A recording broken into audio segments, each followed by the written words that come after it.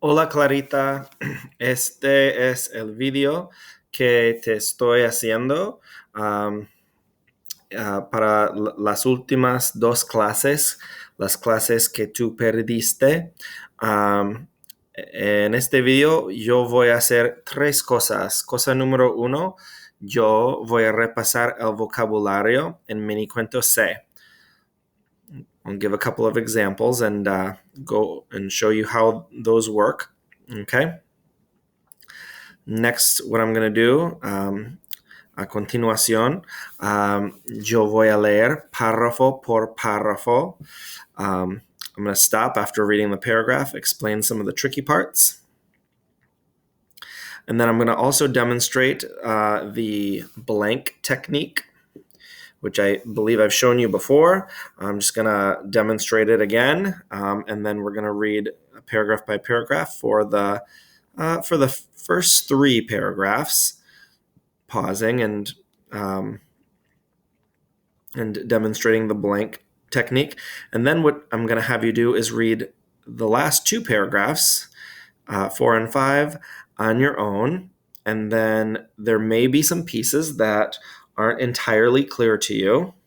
And that's okay, because that's an opportunity for you to use the blank technique. Okay, so I'll talk a little bit about why it's important to use the blank technique. Okay, and then that's the second thing that I'm going to do.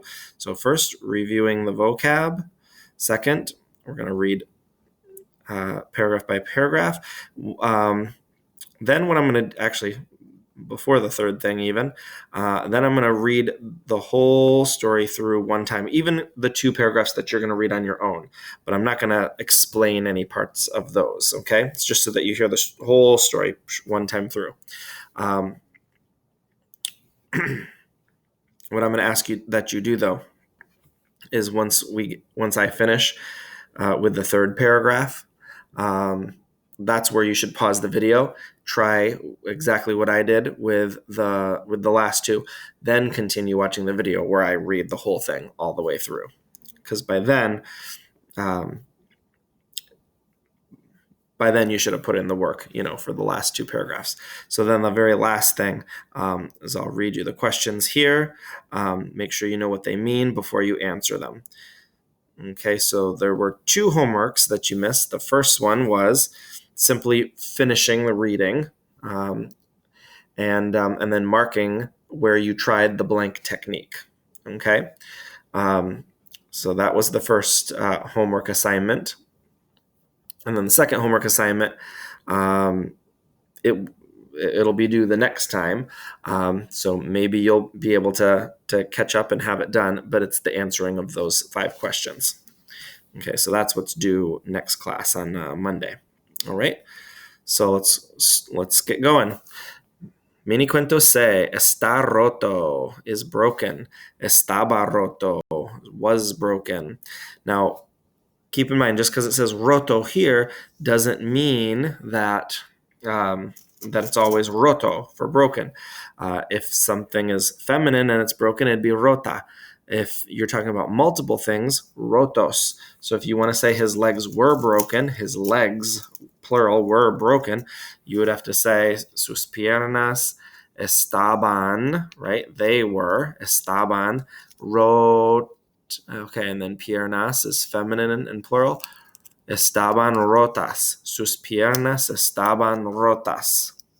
Okay, so there's a lot to keep track of there. Just because it says está roto, estaba roto, doesn't mean those are the only two variations. There's all the variations that you learned about in previous Spanish classes. Okay, está tan alegre, is so happy. Estuvo tan alegre. Now this one looks a little curious because this, of course, is so happy. And for was so happy, you would think that'd be an imperfect thing. I think the reason that it's preterite on your sheet here is because when estuvo tan alegre gets used in the story, it's going to be like, oh, he was so happy in that moment. It's almost like he became very happy. Like he was so happy when something happened. Right? Next one, se lastima. is hurts himself, not necessarily intentionally. Se lastimó, somebody hurt themselves. He hurt himself or she hurt herself. Now, in English, we use the word hurt in kind of two different ways. We use the word hurt to mean injure, right? Like he fell and he hurt himself. That means he fell and he injured himself. But we also use hurt to describe pain, like it hurts. Spanish doesn't do that, okay? So the verb lastimarse is the verb to injure or hurt in that sense. And then the verb doler is the verb to ache or hurt or to be painful, okay? So if you're talking about pain in the past, we're going to use the imperfect. But if we're talking about getting hurt in the past, we're probably going to talk about the preterite, right? Unless somebody hurt themselves all the time because they were clumsy. All right, the next one, le pone un yeso. That means someone put on him or her, to somebody else, a cast. If somebody put a cast on themselves, it would be se pone. If Miguel puts a cast on himself, Miguel se pone un yeso. If Maria put a cast yesterday on herself, you would say, ayer Maria se puso un yeso. But the le comes when it's somebody else that a cast is being put onto. And then lastly, la mala noticia, the bad news. Now, in English, if you have a piece of news to tell somebody, you say, I have news for you, right? We make it plural even though it's one thing. In Spanish, that one thing would be singular because it's one thing. So la mala noticia is the bad one piece of news, right? Now, if you're watching the news, in Spanish, you would say, yo estoy mirando las noticias. You would pluralize news just like you would in English. Because when you watch the news, you're getting more than one piece of news. You might think of noticia as being a notice, right? And so that kind of makes it make a little more sense when it would be singular and when it would be plural. I have one notice for you. Yo tengo una noticia para ti. Okay? But if I'm going to watch the news, I'm going to there's several notices. So you're going to say, yo estoy mirando las noticias. Okay? All right, so next we're going to read the story. Again, I'm going to read it paragraph by paragraph. I'm going to read it in Spanish first. Then I'm going to talk about some of the tricky spots. And then I'm going to move on and do that to the first 3 paragraphs. I'm also going to explain the blank technique. Okay, so here we go. Hay un muchacho que se llama Jorge. A él le encanta hacer ejercicios, tanto que los hace mientras duerme.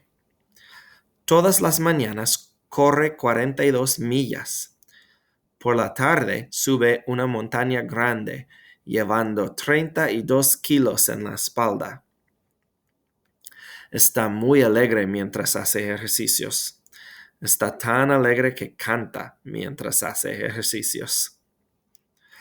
All right, so that was our first paragraph. So this is the blank trick. When you read, there may be several words or maybe phrases.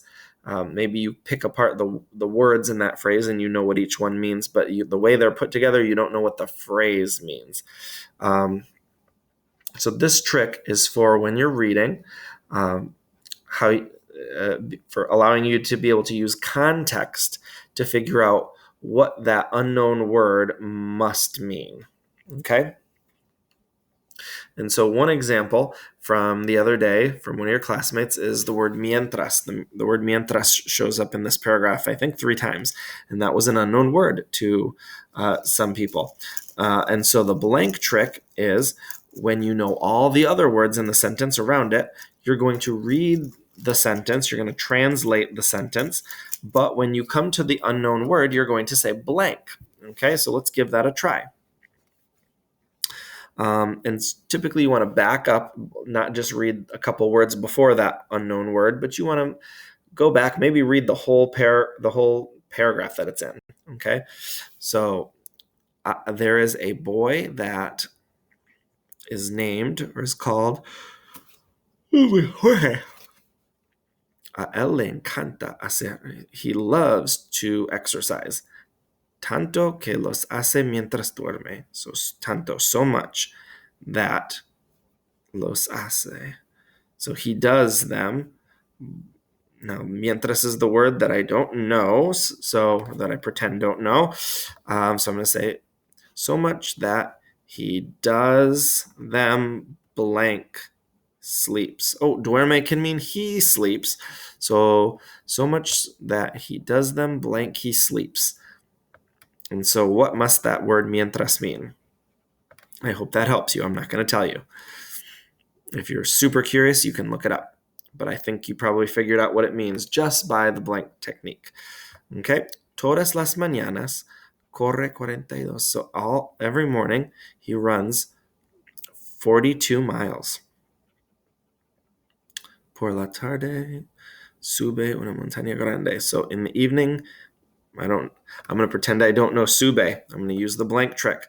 All right? Blank a big mountain.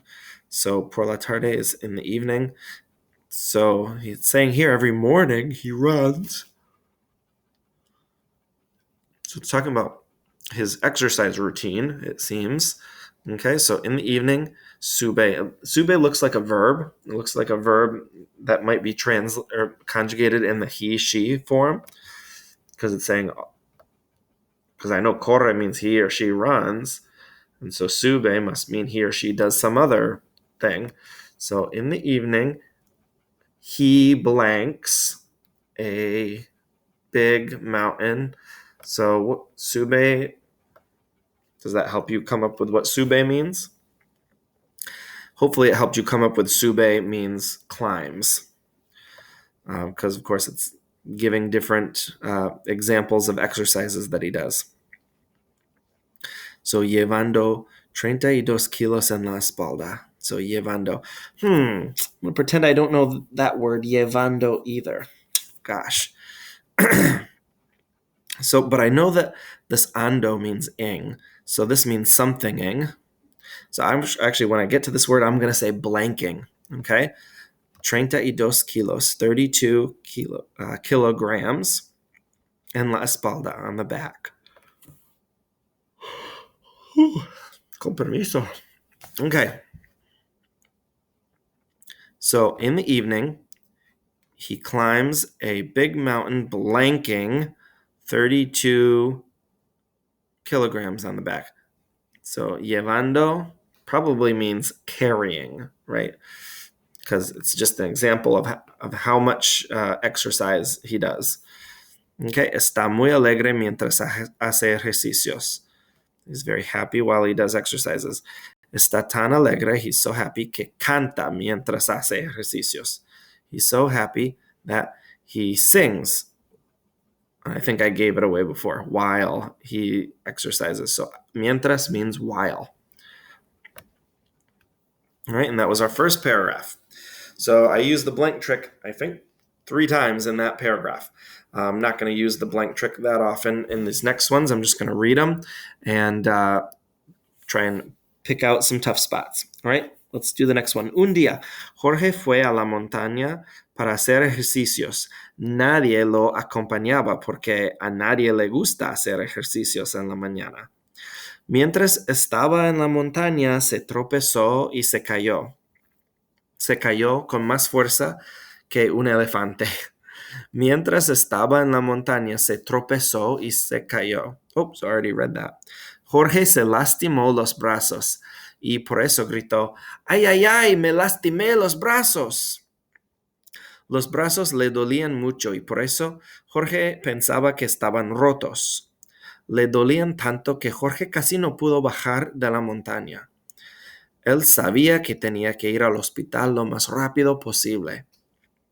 So one day Jorge went to the mountain. So now we're in the past tense. This whole thing was in the present tense.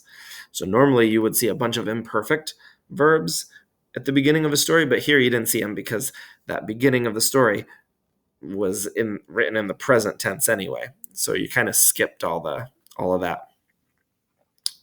Went to the mountain to exercise. Nobody.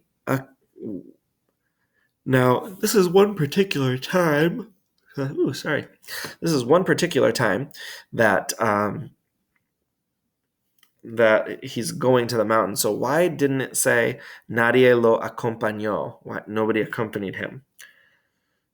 Now, I know that it's not talking about a routine, a habit of nobody generally ever accompanied him. I know it's not saying that because it's talking about one time, un día, right? It's talking about one particular time. So this must mean nobody was accompanying him as he went. So nadie lo acompañaba means no one was accompanying him because no one likes to exercise on the mountain. While he was on the mountain, he tripped and he fell. He fell with more, I'm going to pretend I don't know this word, forza, than an elephant. He fell with more blank than an elephant. So it probably means force, especially since forza looks kind of like force on second thought. All right. Jorge se lastimó los brazos. He hurt his arms and therefore yelled, "Ay, ay, ay, I hurt my arms." His arms hurt him a lot, and so Jorge thought that they were broken. They hurt him so much that Jorge almost couldn't come down from the mountain. He knew that he had to go to the hospital as soon as possible. One thing I want to point out, pudo. It's from the verb poder. Okay, the infinitive there is poder, to be able to. And now, if you're talking about what somebody was able to do or was not able to do, their ability, typically that would be an imperfect thing. Why is this one in the preterite? Well, if you generally just, let's say you're sitting in your chair, right? And you're not able to do something like climb down a mountain. And you're not trying to, you would say he couldn't climb down the mountain and use the imperfect, él no podía do something. You would say it that way. But here you're seeing it in the preterite. This is because no pudo means he couldn't, as in he wasn't able to when he tried. So the fact that we're using the preterite here means we know that Jorge actually tried to get down the mountain, but he wasn't able to. So that's what the preterite is used for there. All right, last paragraph that we'll do, or that I'll walk through step by step. A duras penas, Jorge llegó al hospital. El doctor le hizo un examen y le preguntó, ¿te duelen mucho? Jorge le respondió, sí, me duelen muchísimo. ¿Cuál te duele más? ¿El brazo derecho o el brazo izquierdo? El muchacho pensó y dijo, los dos me duelen igualmente. El doctor le sacó unas radiografías. Luego salió y regresó y le dijo al muchacho, tengo una noticia buena y otra mala. ¿Cuál quieres que te diga primero? Jorge respondió que la mala, así que el doctor le dio la mala noticia. Los dos brazos estaban rotos. So, a duras penas just means like eventually, like after a whole lot of rigmarole or whatever. A duras penas, Jorge arrived at the hospital. The doctor le hizo un examen. So the doctor hizo, el doctor hizo means the doctor did, right? The verb hacer is to do or to make. So the doctor did an exam, and then le means to him. So like he gave him. In English, we say gave an exam to somebody, but in Spanish, they say did an exam to somebody.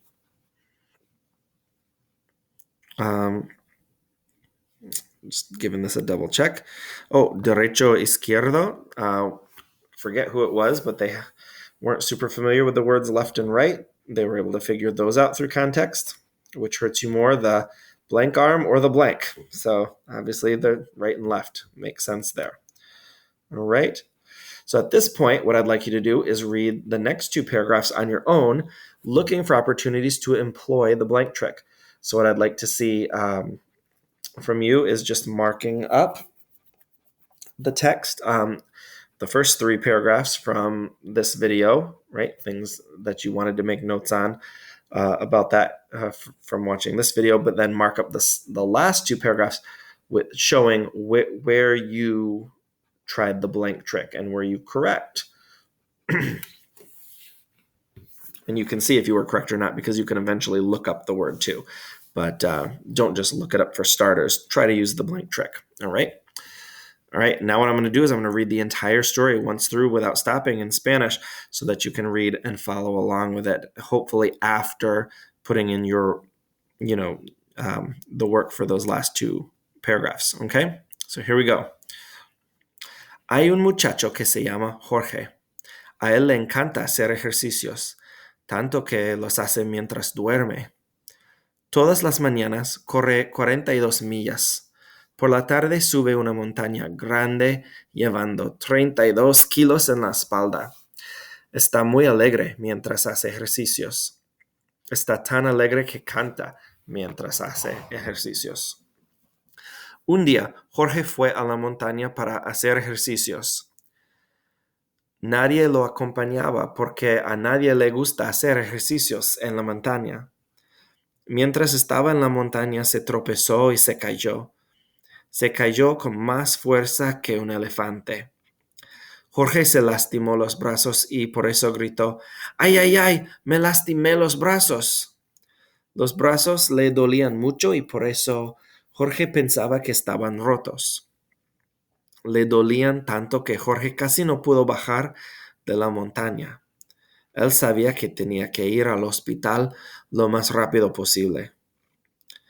A duras penas, Jorge llegó al hospital. El doctor le hizo un examen y le preguntó, ¿te duelen mucho? Jorge le respondió, sí, me duelen muchísimo. ¿Cuál te duele más, el brazo derecho o el brazo izquierdo? El muchacho pensó y dijo, los dos me duelen igualmente. El doctor le sacó unas radiografías. Luego salió y regresó y le dijo al muchacho, tengo una noticia buena y otra mala. ¿Cuál quieres que te diga primero? Jorge respondió que la mala, así que el doctor le dio la mala noticia. Los dos brazos estaban rotos. Al recibir la mala noticia, Jorge se puso muy triste. Estaba tan triste que lloró como un bebé. Jorge se quejó. ¡Qué mala noticia! No puedo jugar al béisbol, no puedo jugar al básquetbol, no puedo nadar, no puedo hacer nada. El doctor lo consoló, diciéndole, Jorge, tengo buenas noticias también. Primero, yo voy a ponerte un yeso de tu color favorito. Al oír la buena noticia, Jorge estuvo tan alegre que le dio un beso al doctor. Al doctor no le gustó el beso, así que le dijo a Jorge, por favor, no me beses. Jorge le respondió, lo siento, es que estoy muy alegre porque mi color favorito es el rosado. Por favor, quiero 2 yesos rosados. Si me besas otra vez, no voy a ponerte yesos rosados, le respondió el doctor. Luego el doctor continuó con más noticias buenas. Además, Jorge, tú no vas a poder escribir. Así que voy a asignar a una tutora para ayudarte. La tutora es la gemela de Jennifer López. Jorge estuvo tan alegre con la buena noticia que le dio 2 besos al doctor. Al doctor no le gustaron los besos para nada. Estaba enojado y por eso no le puso 2 yesos rosados a Jorge.